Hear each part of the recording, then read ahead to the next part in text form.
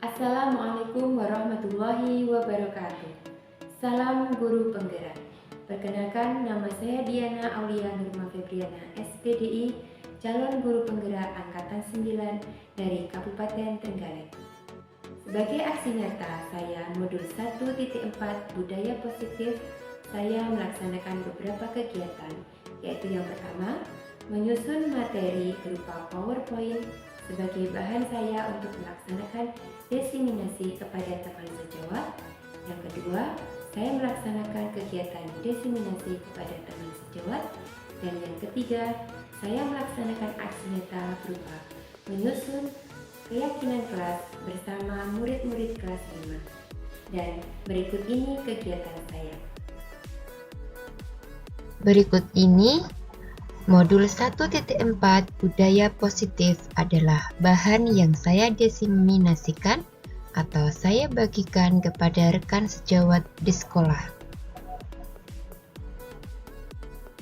Di antaranya tentang perubahan paradigma belajar, tentang apa itu hukuman, konsekuensi, dan juga restitusi.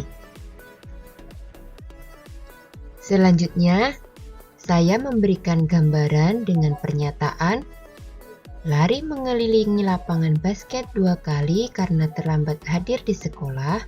Kemudian bersama rekan sejawat kami analisa apakah ini termasuk hukuman atau konsekuensi ataukah restitusi.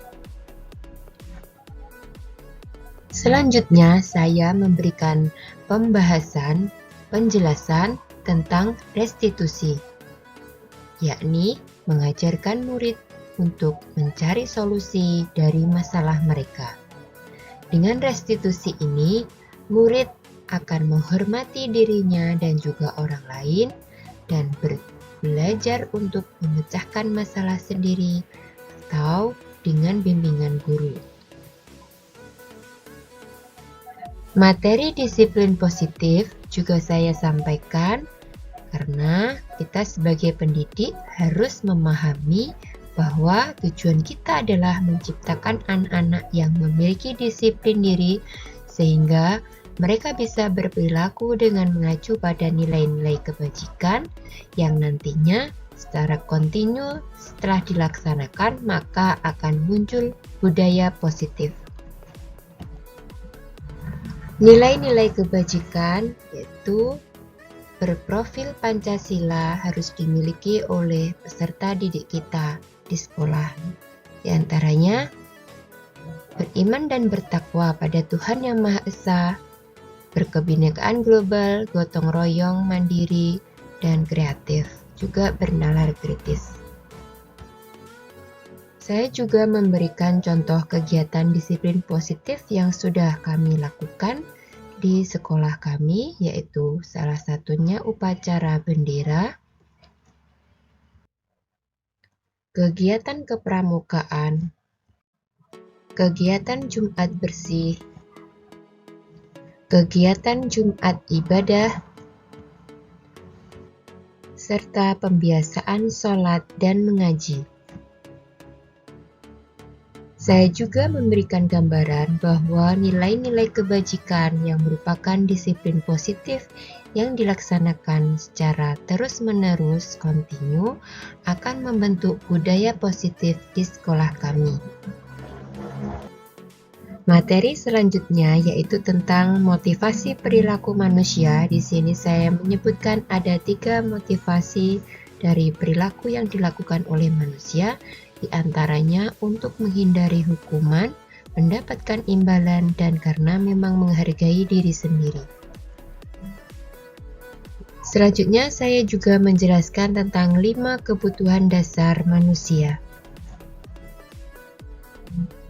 Saya juga menjelaskan tentang posisi kontrol kita sebagai guru kepada murid ketika berhadapan dengan permasalahan yang dihadapi murid.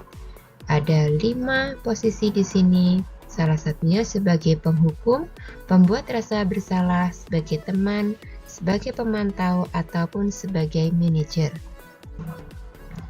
Di sini saya juga menjelaskan bahwa posisi kontrol sebagai manajerlah yang paling ideal yang harus kita lakukan ketika menghadapi permasalahan yang dihadapi murid. Saya juga menjelaskan dengan beberapa contoh dan akibat ketika 5 posisi kontrol itu diterapkan kepada murid berupa bagan seperti ini. Materi selanjutnya yaitu tentang keyakinan kelas. Maka diharapkan dengan saya memberikan pemahaman kepada guru sejawat tentang keyakinan kelas, Bapak Ibu guru yang ada di lembaga saya bisa menyusun keyakinan kelas bersama murid-muridnya di kelas masing-masing.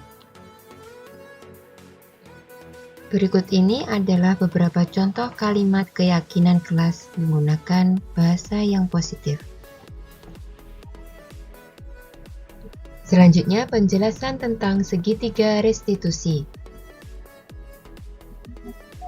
Dan terakhir, saya memutarkan video demonstrasi saya dalam penerapan segitiga restitusi. Video tersebut dapat diakses dalam kanal YouTube saya. Demikianlah susunan materi yang saya sampaikan pada kegiatan diseminasi modul 1.4 Budaya Positif. Berikut ini video tentang kegiatan diseminasi modul 1.4 tentang budaya positif yang saya lakukan kepada teman sejawat di sekolah saya. Pada kesempatan hari ini kita bisa bersama-sama berkumpul di sini dalam rangka kegiatan diseminasi tugas aksi nyata modul budaya positif yang saya akan laksanakan. Tak lupa salawat dan salam kita aturkan kepada junjungan Nabi besar Muhammad SAW. Kelak kita akan mendapat syafaat beliau. Amin amin ya rabbal alamin. Bapak Ibu sekalian, pada kesempatan hari ini saya di sini akan melaksanakan diseminasi. Diseminasi adalah berbagi materi apa yang sudah saya dapatkan di kegiatan program guru penggerak. Jadi untuk modul terakhir dari modul 1.4 yaitu dengan judul budaya positif, nanti kita akan bersama-sama sharing bersama, saling tukar pikiran tentang apa itu budaya positif yang bisa kita terapkan di sekolah kita ini. Baik, langsung saja untuk materi. Ini adalah yaitu perubahan paradigma belajar. Kita tahu bahwa ketika ada kegiatan pembelajaran di sekolah pasti ada hukuman, konsekuensi atau restitusi. Itu yang terbaru dan ideal untuk kita laksanakan di kegiatan pembelajaran atau menghadapi permasalahan yang dihadapi oleh murid-murid kita. Jadi kita membahas dulu yang hukuman. Hukuman itu ketika ada permasalahan yang dihadapi murid atau murid yang sedang melaksanakan kesalahan atau melakukan kesalahan, biasanya Bapak Ibu guru mungkin ada yang melakukan kegiatan ini dan ini sebenarnya tidak sesuai karena kita menganggap bahwa hukuman itu biasanya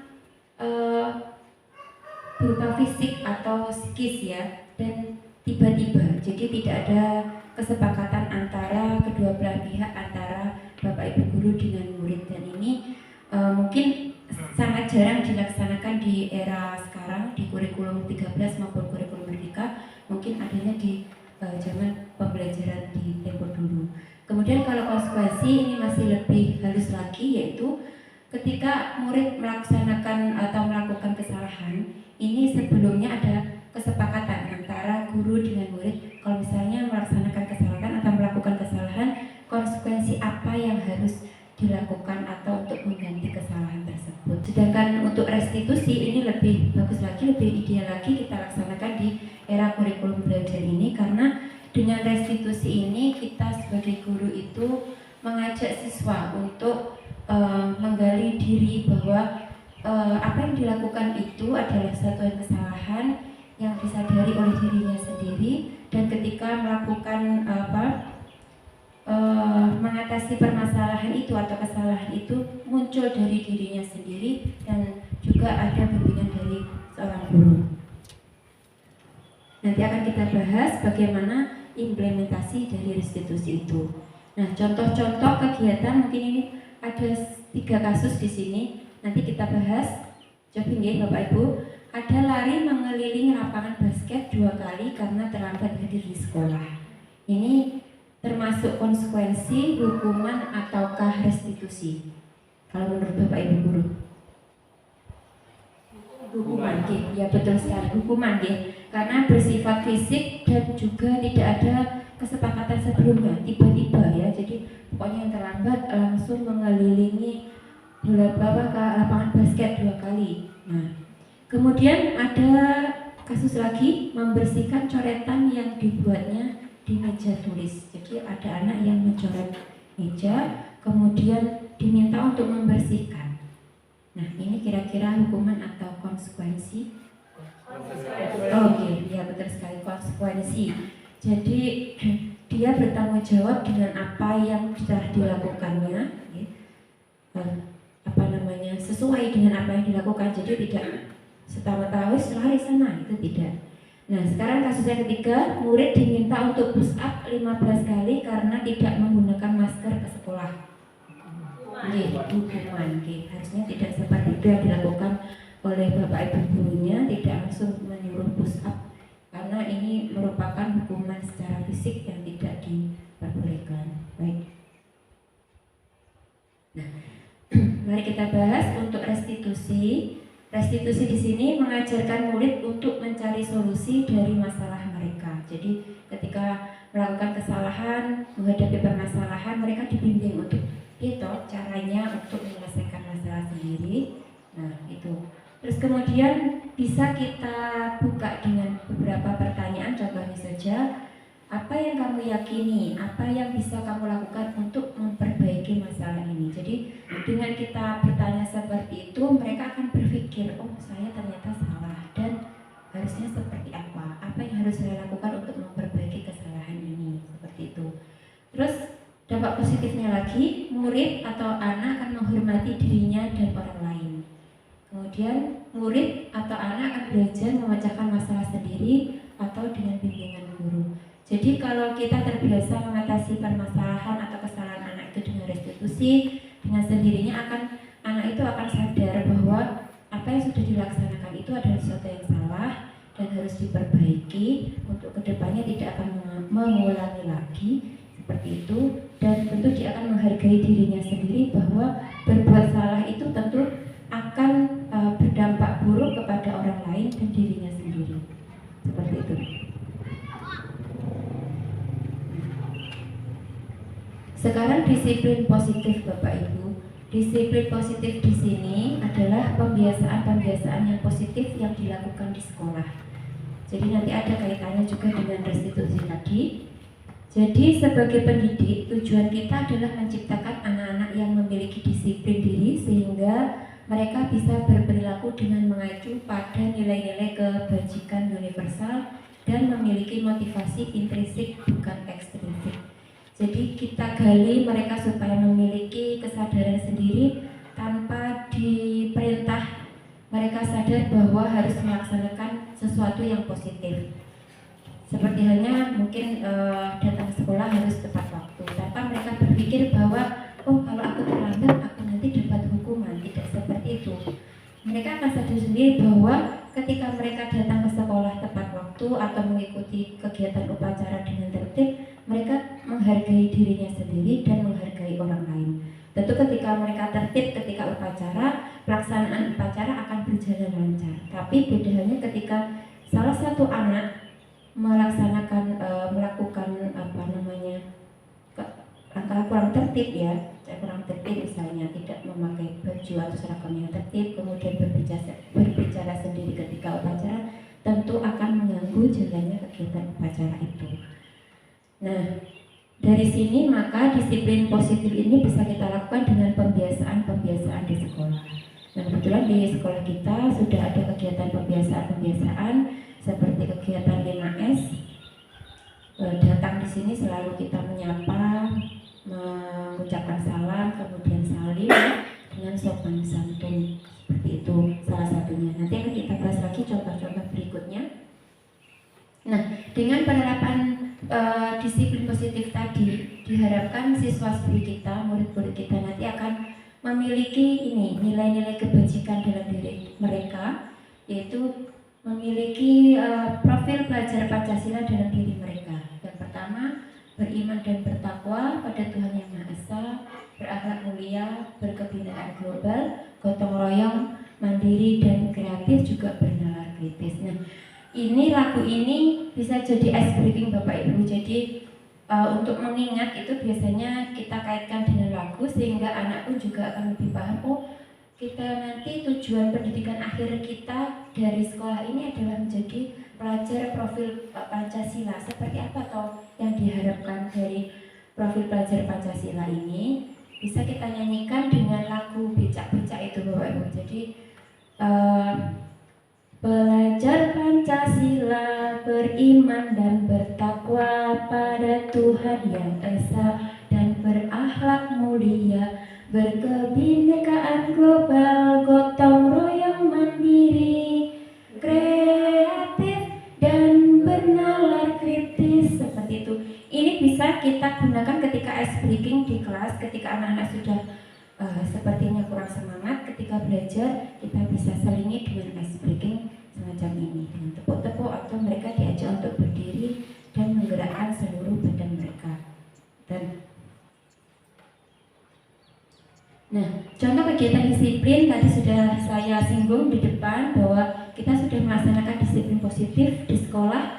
Ada kegiatan upacara bendera yang kita laksanakan setiap hari Senin dengan tertib. Kemudian ke pramukaan, kita ada latihan pramuka atau ekstrakurikuler pramuka yang sudah berjalan dengan baik.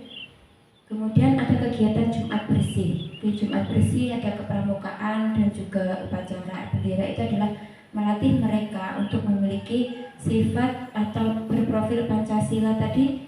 Yang mana Bapak Ibu kira-kira? Ya, kalau berakhlak mulia nih, berakhlak mulia untuk menjadi seorang yang mandiri juga. Kepramukaan akan melatih mereka untuk bisa mandiri. Ini cinta tanah air.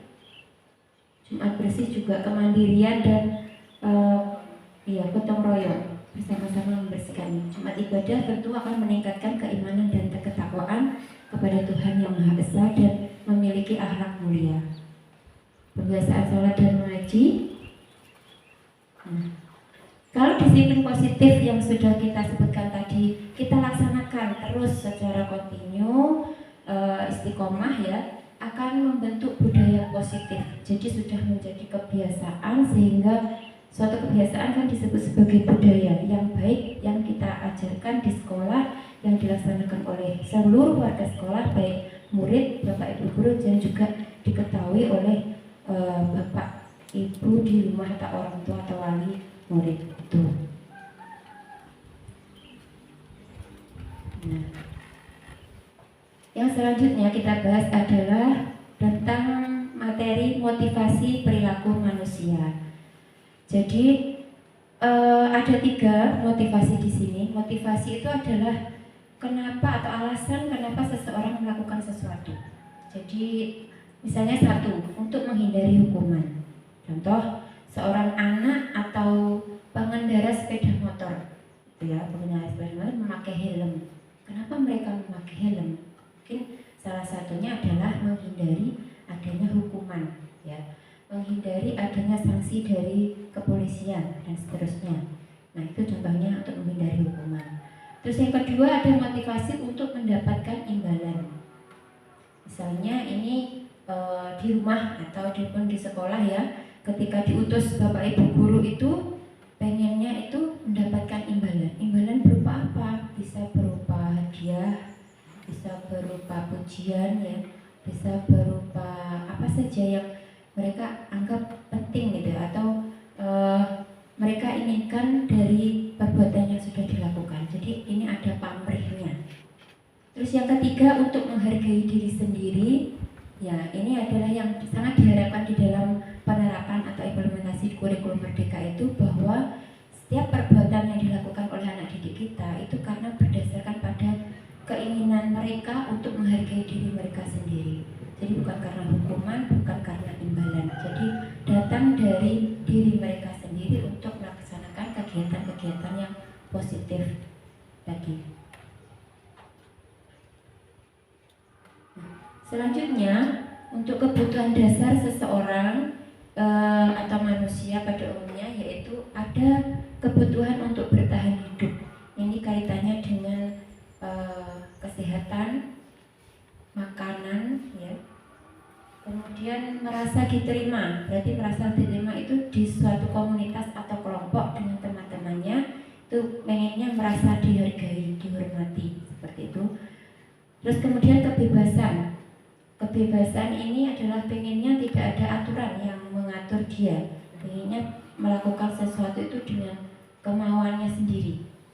Yang ketiga, kasih sayang dan kesenangan. Dan yang keempat, penguasaan atau power. Ya, jadi pengen menguasai sesuatu, pengen jadi pemimpin dan seterusnya.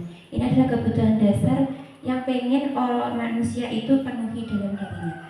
Jadi kalau kita tarik dengan kehidupan kita di sekolah ini, ya Bapak Ibu, kita menghadapi murid-murid kita, ketika murid kita melaksanakan atau melakukan kesalahan, maka kita bisa gali sebenarnya kesalahan itu dia perbuat karena dia itu pengen memenuhi kebutuhan dasar apa yang belum terpenuhi dari dalam diri dia. Suatu misalnya dia di kelas tuh muter terus, ya bikin onar, terus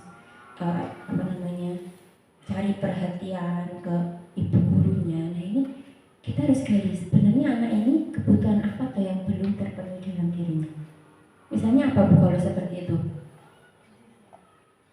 Kasih sayang, ya kasih sayang. Mungkin di rumah itu kurang kasih sayang sehingga di sekolah itu merasa kalau muter-muter akhirnya bu guru kan perhatian ke dia. Kok muter-muter sih? Kenapa? Ya silakan duduk dan seterusnya. Seperti itu. Terus dia juga memiliki kebutuhan mungkin kesenangan. Jadi dengan muter-muter itu dia pengen senang dewe, ya, dan kebebasan. Dia tidak mau diatur seperti itu. Jadi kalau kita sudah tahu kebutuhan dasar yang dia mau penuhi dan belum terpenuhi dalam dirinya, maka kita bisa mengatasi masalah yang ada dalam diri anak tersebut. Misalnya saja kalau dia butuh kasih sayang, berarti kita perlu melakukan pendekatan kepada anak itu. Ngobrol, tanya-tanya di rumah kenapa, terus nanti bisa curhat ke ibu. Kita posisikan diri kita sebagai manajer, sekaligus sebagai teman juga, dan juga sebagai guru. Jadi mereka akan terbuka dan kebutuhan akan kasih sayang mereka akan terpenuhi, sehingga diharapkan nanti tidak terjadi lagi kesalahan yang dia perbuat yang sebelumnya itu. Nah, seperti itu Bapak Ibu. Nah, kalau di sini materi selanjutnya tentang posisi kontrol restitusi. Seorang pendidik itu di dalam menghadapi permasalahan yang dihadapi murid itu kita bisa menempatkan diri kita itu di 5 itu. Tetapi yang paling ideal adalah ketika kita menempatkan diri kita di manajer, sebagai manajer, ya. Jadi yang pertama sebagai penghukum.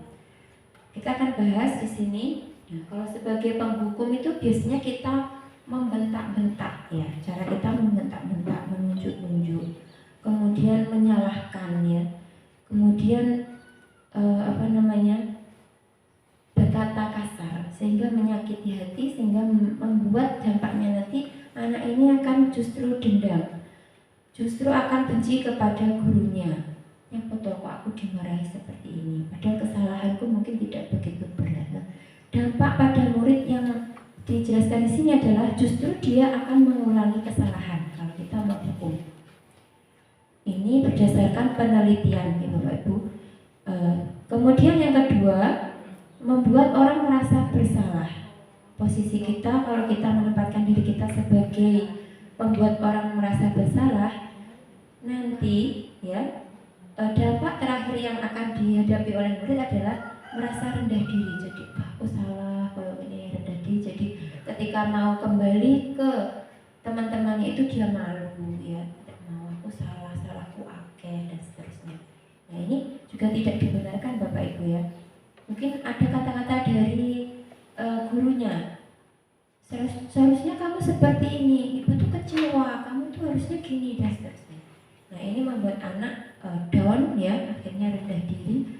sehingga ketika harus berteman kembali berteman dengan teman-temannya akan merasa malu, minder dan seterusnya. Nah, kalau kita memposisikan sebagai teman itu berarti akrab sekali dengan anak ini.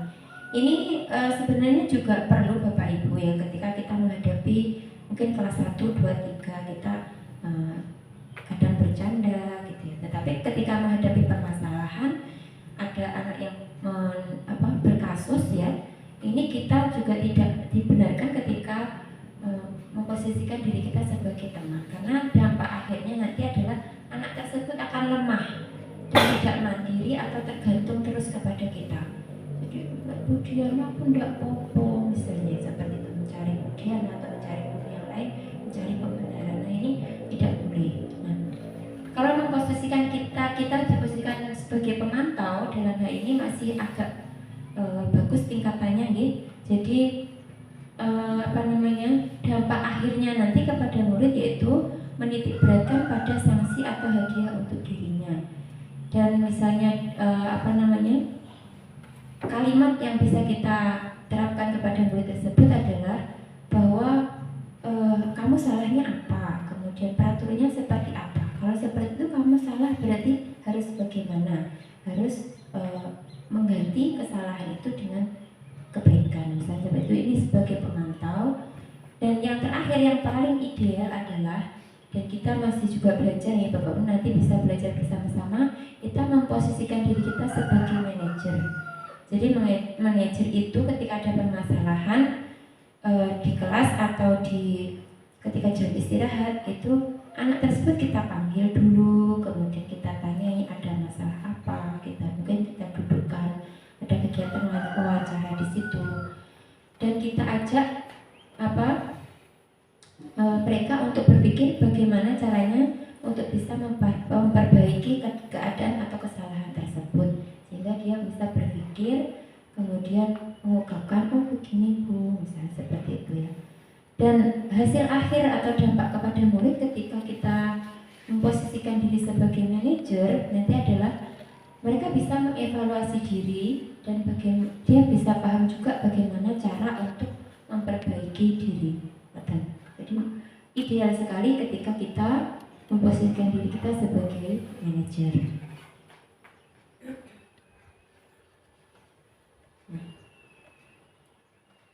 Untuk keyakinan kelas, materi selanjutnya, keyakinan kelas itu kalau bisa kita sebutkan kata lain mungkin tidak sama, yaitu peraturan kelas. Tapi kalau peraturan kelas itu kalimatnya lebih dilarang atau negatif nih.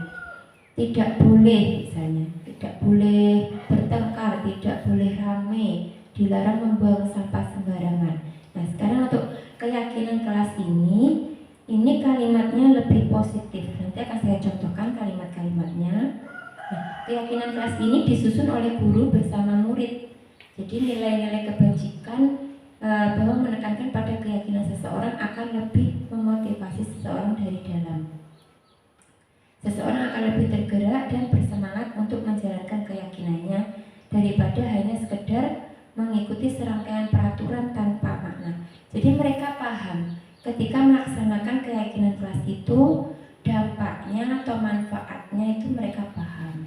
Suatu misal, membuanglah sampah pada tempatnya, itu kalimat keyakinan kelas, sehingga dia paham, oh kelas akan jadi bersih ketika saya membuang sampah pada tempatnya.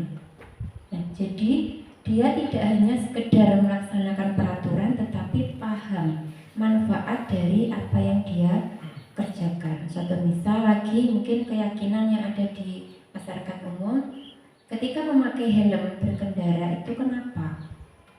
Apa yang terjadi ketika memakai helm? Oh, dengan memakai helm saya menjaga keselamatan. Tidak hanya ada keinginan untuk menghindari dari hukuman atau sanksi, seperti itu. Nah, ini contoh keyakinan kelas. Kalimatnya tidak ada melarang, dilarang atau tidak boleh, tidak ada. Tetapi hadir tepat waktu, berdoa sebelum dan sesudah belajar, bersikap jujur, saling menolong, menghormati dan menyayangi, menjaga kebersihan kelas dan sekolah, belajar dengan sungguh-sungguh. Ada lagi di sini bekerja sama menjaga kebersihan kelas, menjaga keberkatan kelas sesuai tempatnya, saling peduli, menghargai dan membantu satu sama lain, tepat waktu dan aktif di kelas, dan mengerjakan tugas tepat waktu. Jadi keyakinan kelas ini kita bisa susun bersama murid-murid kita. Mereka pengennya kelas mereka seperti apa? Pengennya nanti keyakinan kelasnya seperti apa? Aturan-aturan apa yang harus mereka pahami, harus mereka yakini, harus mereka laksanakan.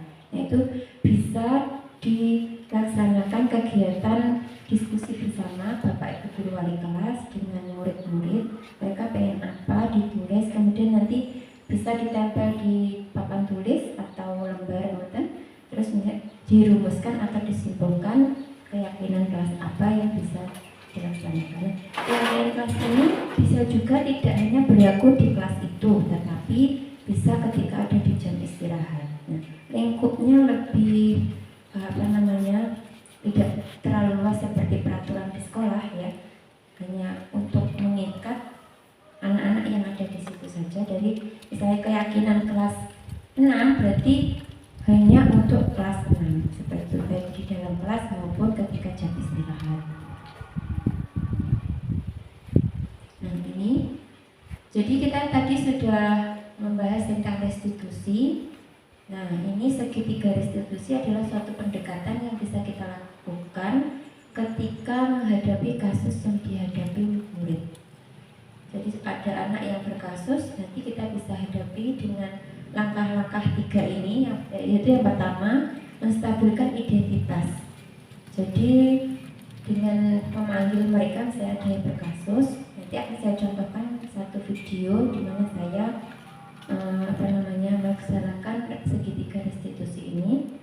Jadi memanggil mereka, kemudian kita bertanya-tanya dengan ada apa dan seterusnya. Ketika mereka sudah menjelaskan dengan jujur, maka kita memberikan penguatan dengan oh iya, setiap orang itu pasti pernah melakukan kesalahan itu, dan kamu bukan satu-satunya yang pernah melakukan ini. Seperti itu, kata-kata yang bisa menguatkan dirinya bahwa bukan membenarkan kesalahannya dia, tetapi langkah awal yaitu menguatkan dia supaya nanti setelah dikuatkan itu akan cerita, ya akan cerita dan menggali supaya dia tidak terhenti dulu pemikirannya untuk ke depannya.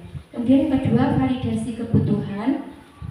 Nah ini pertanyaan selanjutnya, yaitu kamu punya alasan, tentu punya alasan kenapa melakukan suatu kesalahan itu. Jadi dengan itu anak bisa cerita, nyaman untuk cerita kepada kita sebenarnya apa toh yang terjadi seperti itu. Terus kemudian mungkin guru juga selanjutnya adalah menyarankan mungkin adakah cara yang lebih efektif untuk mendapatkan apa yang kamu inginkan selain ketika misalnya bertengkar kemudian jambak-jambakan atau gelut tadi. Nah sebenarnya mungkin ada cara lain ya selain itu yang lebih positif. Dari situ anak mulai berpikir oh berarti tadi itu salah katanya, salah. Dan terakhir kita menanyakan keyakinan dari kesalahan yang dilakukan itu tentu telah menyalahi keyakinan yang telah dibuat, mungkin keyakinan kelas seperti itu.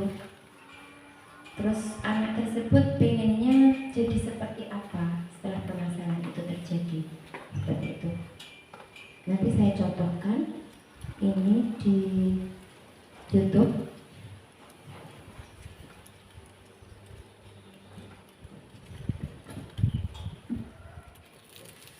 Jadi ini ada kasus satu, Bapak Ibu. Dava bermain bola di dalam kelas hingga memecahkan vas bunga. Nah, cara mengatasi dengan pendekatan segitiga restitusi. Sini saya putarkan. Ada kegiatan wawancara di sini.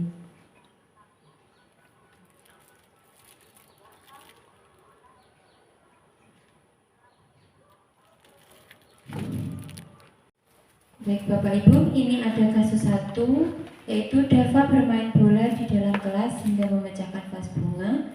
Yang saya lakukan adalah menerapkan pendekatan segitiga restitusi dengan seperti ini videonya. Vas bunga.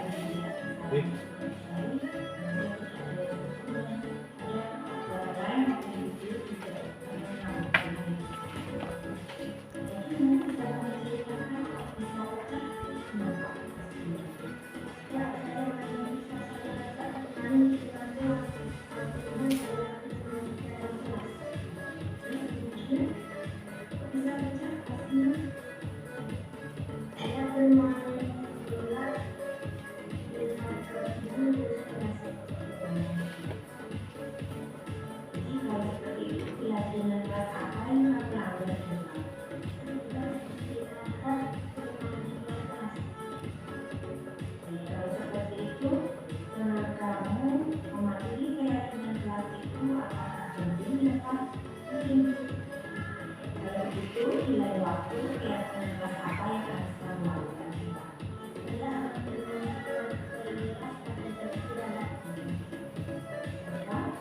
Apakah kamu mau menyelesaikan masalah ini? Mau.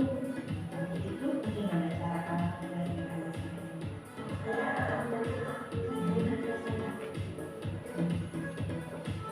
Baik, terima kasih Jaka. Kamu bisa kembali ke kelas.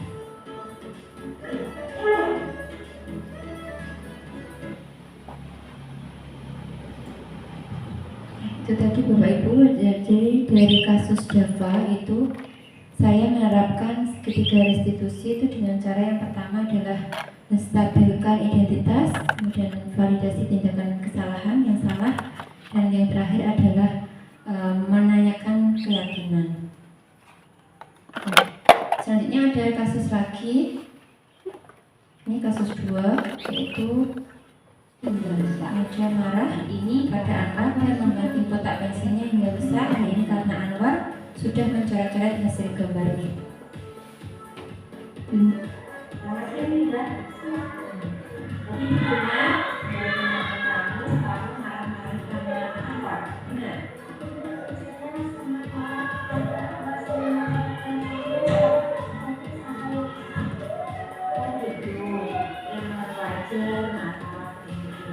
Langkah pertama, menstabilkan identitas.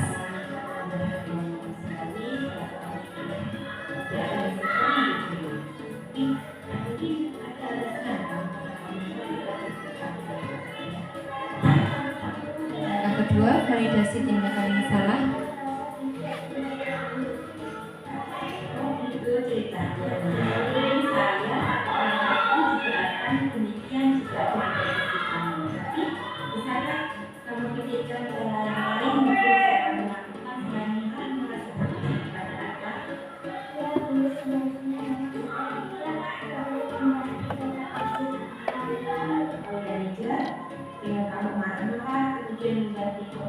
Terakhir, menanyakan keyakinan. Sudah belajar keyakinan kelas. Terus keyakinan kelas yang mana yang kamu belajar? Menurut kamu menghormati antar teman itu penting atau tidak? Kalau kamu yang merasa penting, nanti di lain waktu keyakinan kelas apa yang akan kamu laksanakan ketika kamu adalah istimewa.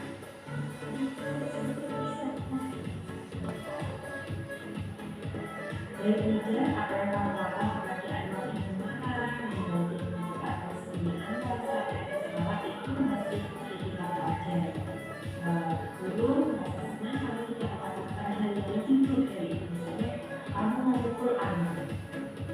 Tapi di lain hari atau dalam masalah ini, bisakah kamu menyelesaikan dengan masalah ini?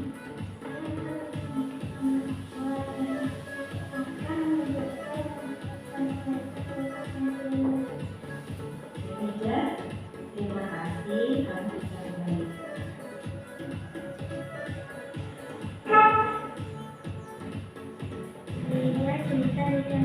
Jadi seperti ini, setelah dilakukan pendekatan restitusi, maka anak akan merasa bahwa senang justru ketika ada masalahnya dihadapi bersama-sama dengan ibu guru. Demikianlah penanganan kasus. Demikian Bapak Ibu, jadi dengan seperti itu anak akan merasa bahwa dirinya memang harus berbuat kebaikan, yang dilakukan tadi salah dan harus untuk lain waktu tidak mengulang lagi dan bisa menyelesaikan permasalahan itu secara sendiri dan juga bimbingan dari guru. Terima kasih Bapak Ibu, demikianlah diseminasi yang saya berikan atau kita sharing tentang materi yang sudah saya pelajari di program Guru Penggerak tentang budaya positif. Semoga bermanfaat bagi kita semua. Akhirul kalam, wassalamualaikum warahmatullahi wabarakatuh. Waalaikumsalam warahmatullahi wabarakatuh.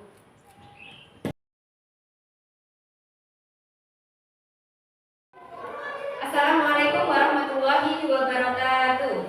Waalaikumsalam warahmatullahi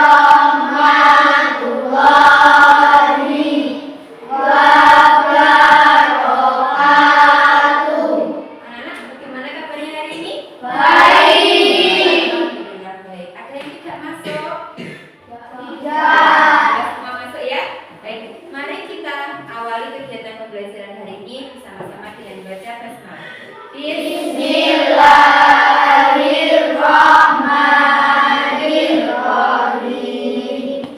Jadi anak-anak pada kesempatan hari ini Ibu Diana mau mengajak kalian untuk menyusun keyakinan kelas. Apa itu keyakinan kelas? Ada yang tahu mungkin?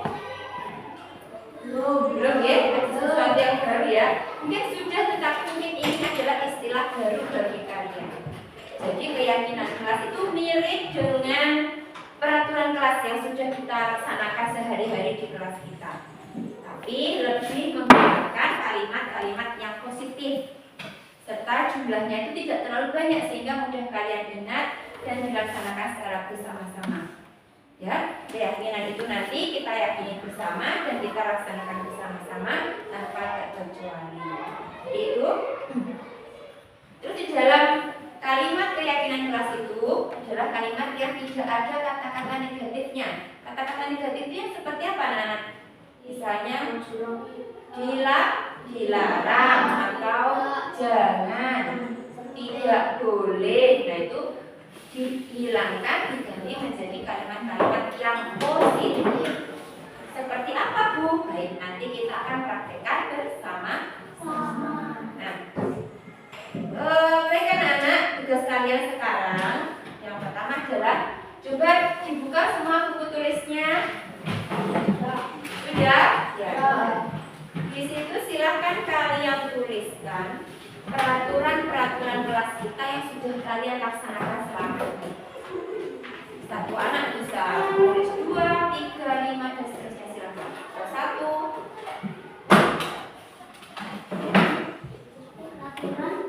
Peraturan yang ada di kelas ini yang sudah kalian laksanakan sehari-hari. Bisa kalian tuliskan. Peraturan yang ada di kelas ini, misalnya tentang kebersihan, tentang disiplin, bisa ya, tentang belajar, tuliskan di kalian.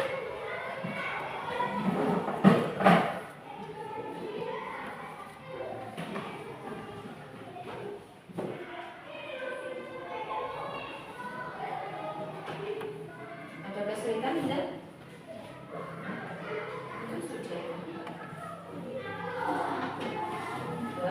Dua boleh, 3 boleh. Nah, boleh 2. Bisa sulit?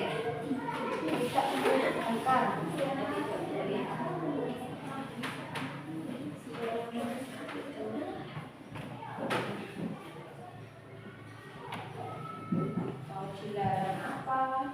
Boleh apa? Kan sudah kita laksanakan seharian. 2 boleh.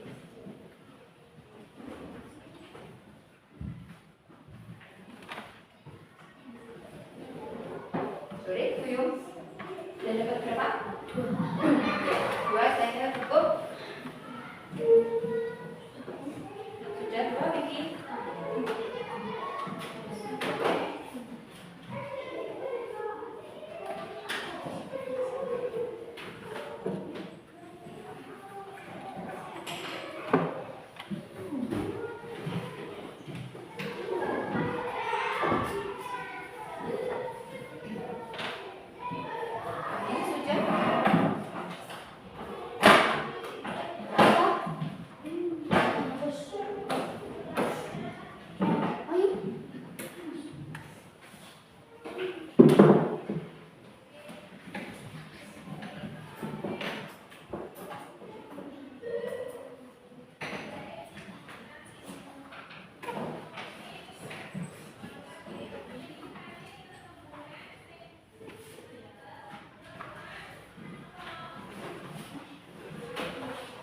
Baik, sudah selesai? Sudah. Ya, sekarang Ibu minta untuk membacanya. Silakan Ida.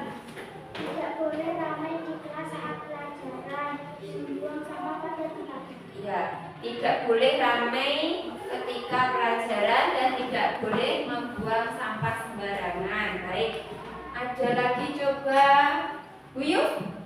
Menjaga fasilitas sekolah dan menjaga kebersihan sekolah. Ya. menjaga itu ya. Jadi tidak boleh apa Bu Yu? Tidak boleh merusak fasilitas sekolah. Itu bisa. Baik. Selanjutnya lagi safety.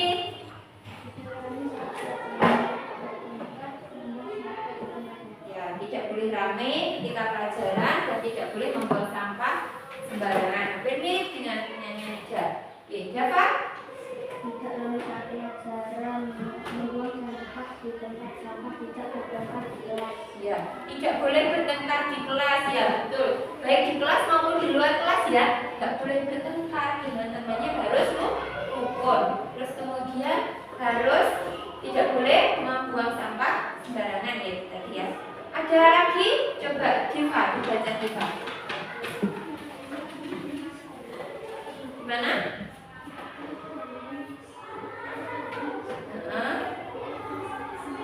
Oh iya, tidak boleh berantem di sekolah dan tidak boleh membuang sampah sembarangan. Ya, tuh. Oke. Satu lagi dari anak laki-laki, coba. Ya, Aditya. Tidak boleh bertengkar dengan teman, tidak boleh membuang sampah sembarangan, tidak boleh ramai ketika pelajaran. Ya, tidak boleh ramai ketika pelajaran. Betul sekali. Yang lainnya sama dengan mirip teman-temannya ya. Baik. Sekarang sudah dirumuskan ya peraturan sekolah atau peraturan kelas yang sudah kalian laksanakan sehari-hari, sudah betul itu. Sekarang tugas kalian adalah mengubah kalimat peraturan ini menjadi keyakinan. Jadi coba dihilangkan kata dilarang atau tidak boleh, dirubah menjadi kalimat yang positif. Contohnya, tidak boleh membuang sampah sembarangan, berarti diganti dengan menjaga kebersihan kelas, misalnya seperti itu. Bisa ya? Bisa. Mungkin bisa. Nanti Bu Diana keliling untuk membantu. Silakan. Tidak usah dihapus, tapi ditulis bawahnya.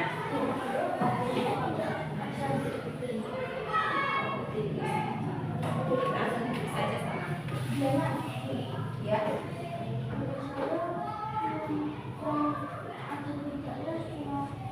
Ya, berarti satu itu yang berubah, tidak dihapus tapi langsung ditulis di bawahnya. Ya, langsung ditulis di bawahnya sini.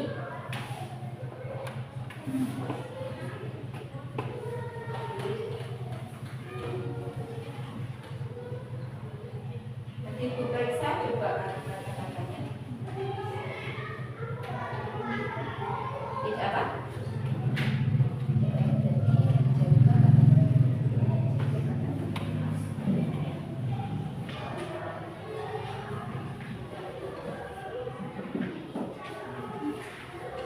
Contoh lagi misalnya tidak boleh ramai ketika pelajaran. Jadi kalimatnya apa Nana? Menjaga ketenangan ketika pelajaran.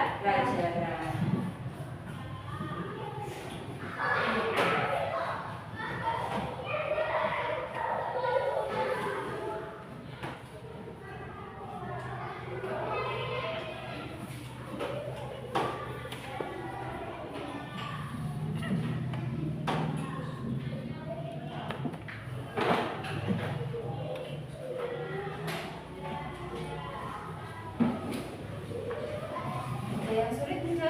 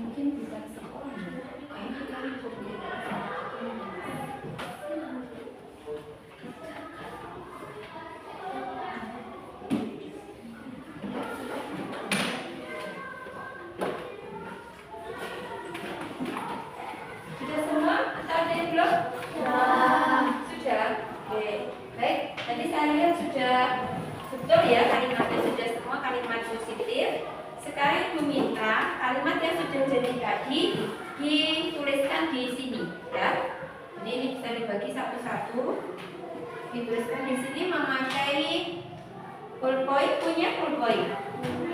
Yang bisa membawa pakai pensil juga boleh.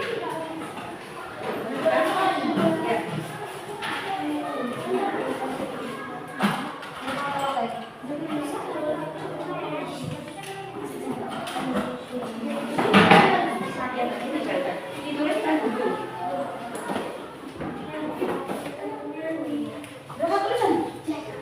Sesuai dengan jawaban.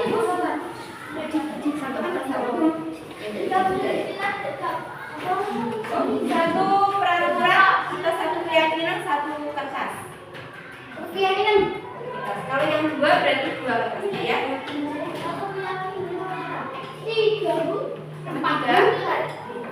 Ya sudah. Kalimat positifnya berapa? Oke, nanti saya bagi yang kurang bisa ngambil di sini ya.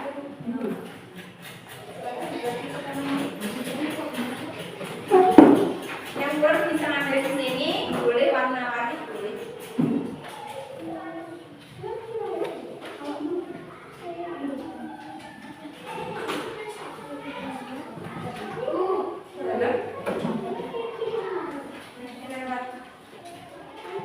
Oke, saya taruh di sini, nanti kalau kurang bisa ambil. Jadi satu keyakinan bisa ambil. Satu keyakinan atau satu nomor itu satu kertas. Jadi kalau punya dua keyakinan, berarti dua kertas. Dan nanti ditempelkan di sini anak-anak.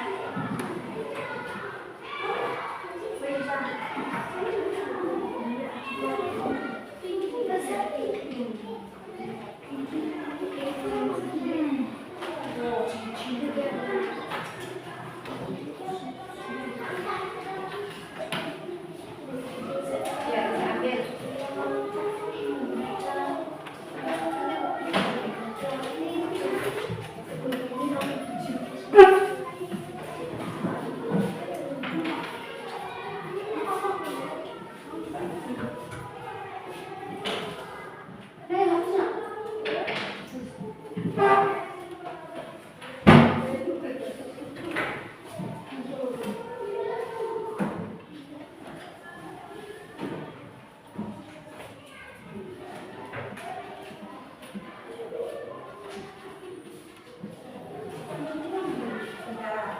Sudah selesai toh?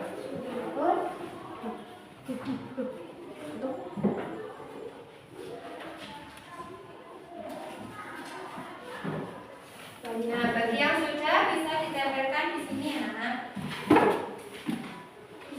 Dari nama tidak usah, langsung ditempel aja.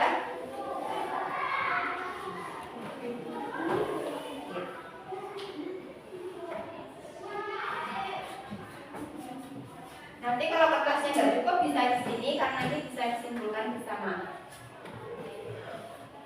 Oh, terbalik. Nah. Oke. Hilang.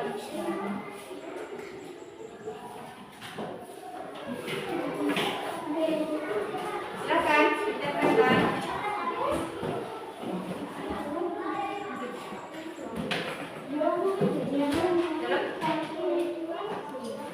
Oh, ya boleh.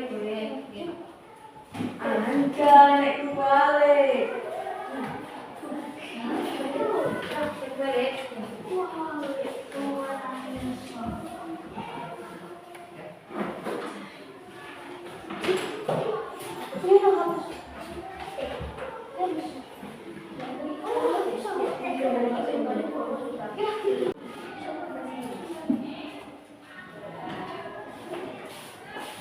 Ya, lagi akan buatnya tempelan di sini nanti.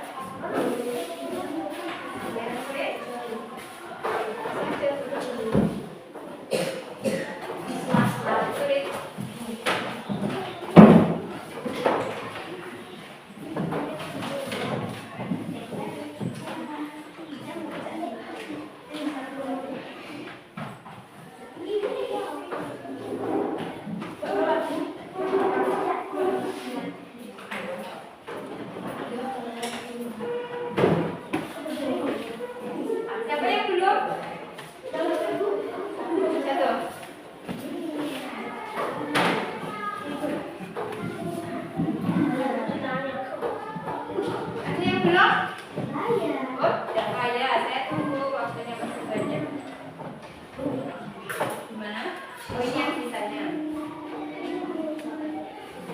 Buat tulis satu.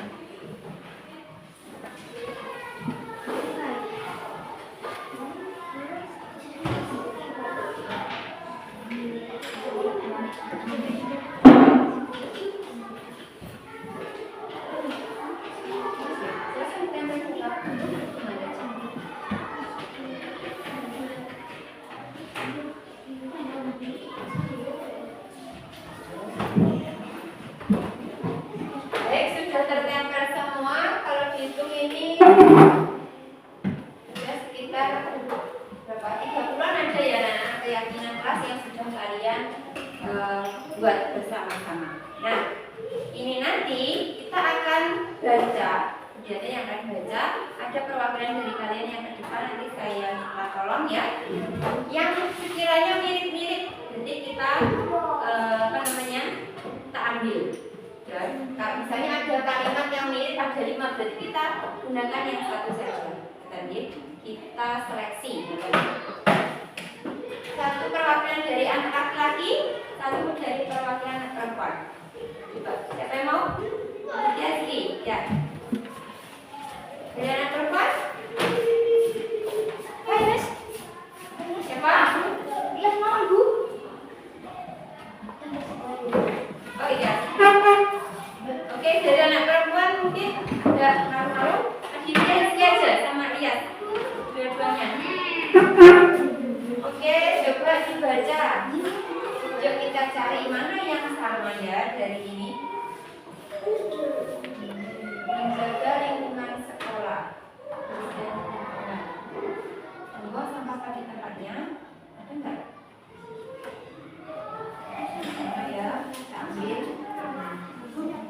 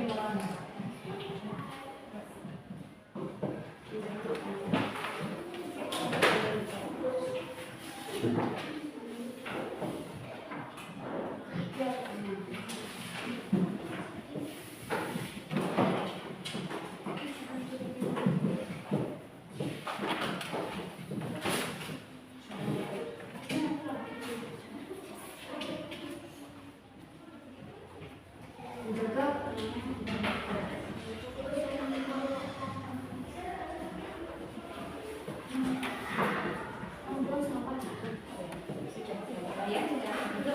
Terima kasih. Baik, akan saya seleksi lagi, kita baca bersama-sama ini. Baik dan ramah terhadap teman. Ya. Ini nanti kita centang yang sudah sesuai.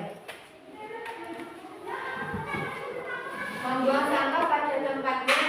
Betul ya anak ya? Melaksanakan jadwal piket.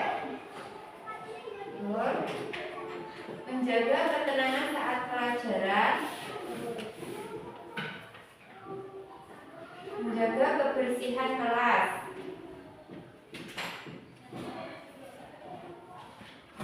menjaga kerukunan dengan teman. Ya, akhirnya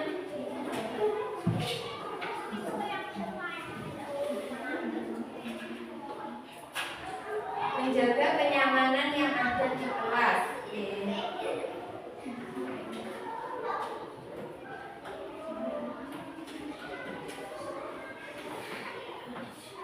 Menjaga fasilitas kelas.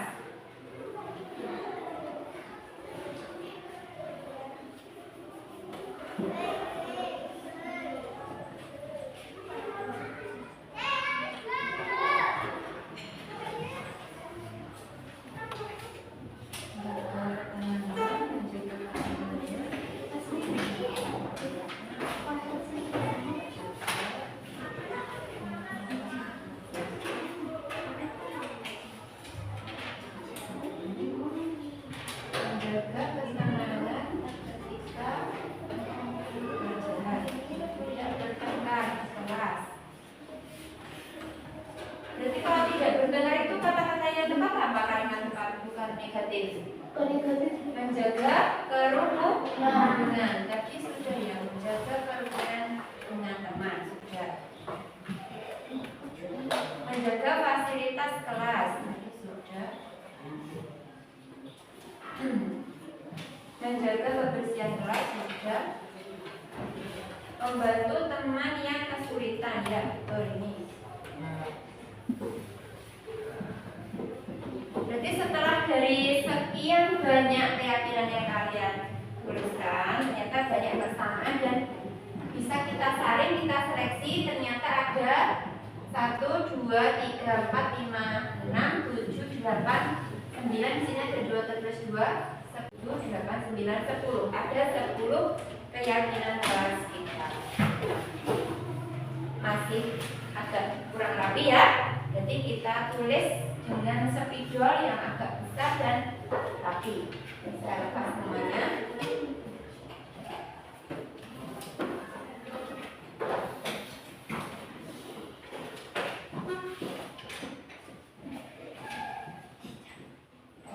Saya akan menuliskan minta bantuan anak perempuan, coba dua anak ke sini. Nida sama siapa? Jesslyn. Kita cerita. Apa? Jesslyn. Siapa Jesslyn? Lepas yang tulis nih.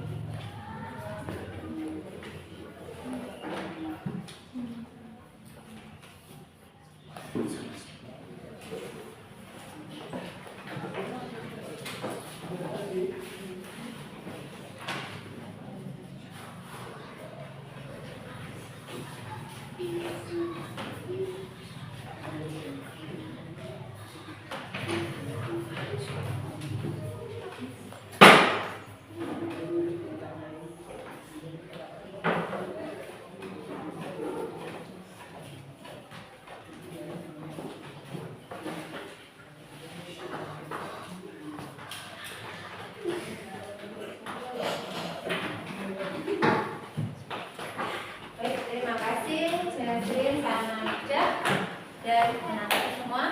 Saya akan bacakan kembali. Ada di sini 10 keyakinan kelas yang kita telah buat bersama-sama. Jadi yang pertama, menjaga kebersihan kelas, tiket sesuai jadwal, menjaga fasilitas yang ada di kelas ini, menjaga kenyamanan kelas, ya, menjaga kerukunan dengan teman, baik dan ramah terhadap teman, menjaga ketenangan saat pelajaran, menjaga kebersihan kelas tadi sudah, membantu teman yang kesulitan, dan yang terakhir membuang sampah pada tempatnya. Ternyata masih terseleksi lagi 1. Jadi sekarang tinggal berapa anak? 9. Ya, ada 9 keyakinan kelas yang ini harus kita yakini bersama, kita laksanakan bersama.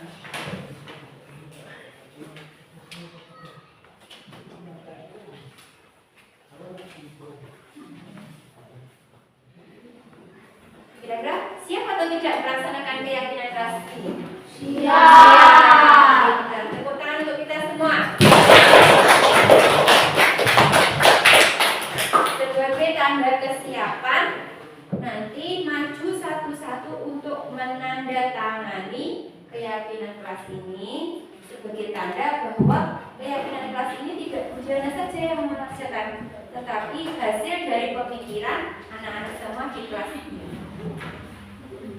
Ya, nanti urut ya, mulai dari Java, terus berputar, membawa pulpennya masing-masing atau di sini sudah tersedia pulpen, bisa. Ya, siap. Silakan mulai dari Java. Untuk menandatangannya biar rapi, jaga di sini, terus diberi nama di bawah tanda tangan. Nama ya.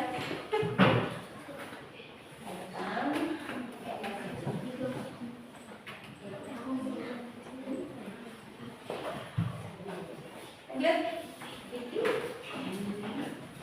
Siapa dulu?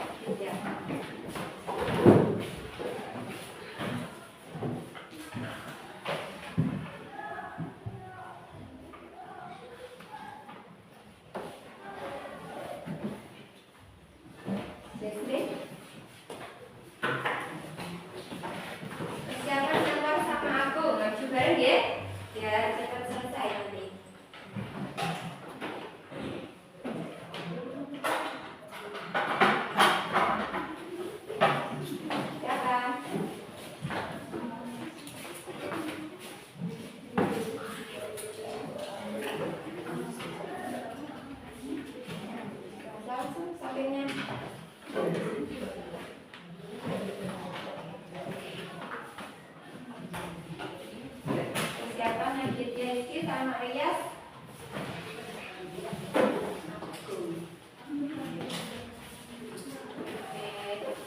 Silakan dua. Dong, pulpennya dua. Silakan Rias langsung ke sini.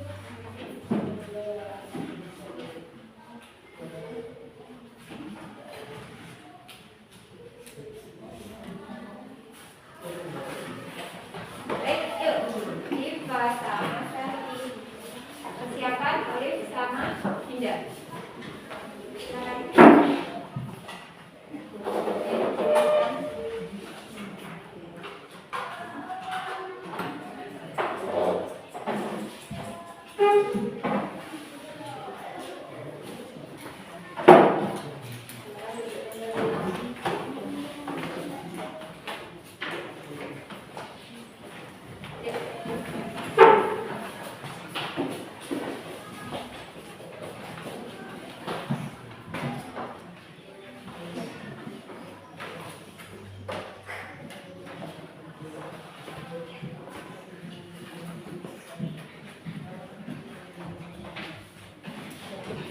Terima kasih. Jadi ada tanda tangan kalian semua. Nah, semua ini sebagai bukti bahwa saya ingatkan kembali keyakinan kelas ini dibuat secara bersama-sama dan harus diyakini dan dilaksanakan bersama-sama di kelas ini. Baik, terima kasih. Kasih tepuk tangan lagi untuk kita semua.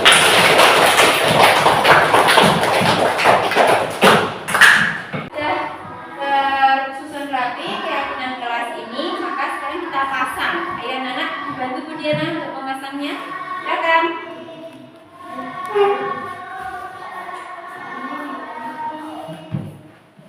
Yuk.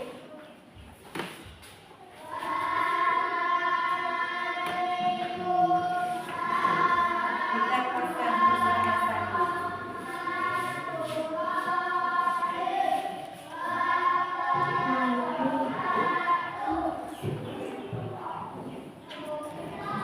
Terima kasih. Silakan.